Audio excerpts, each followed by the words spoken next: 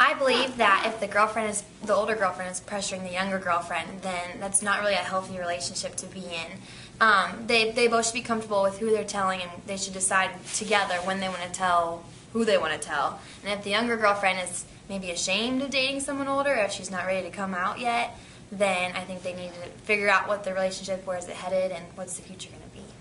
I definitely think the younger girlfriend should be comfortable telling her parents about her relationship, because I know if, like, my parents didn't know I was dating someone and they found out behind my back or something, they'd be really hurt and offended. So I think just being open and honest is probably the best way to go.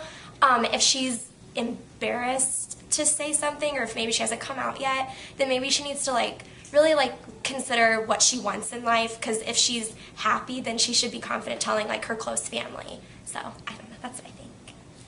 Well, I think that if your girlfriend makes you really happy, you should tell the truth and just tell your parents, because it really comes down to what's going to be best for you. And if you love her and you think it's going to work, then do it.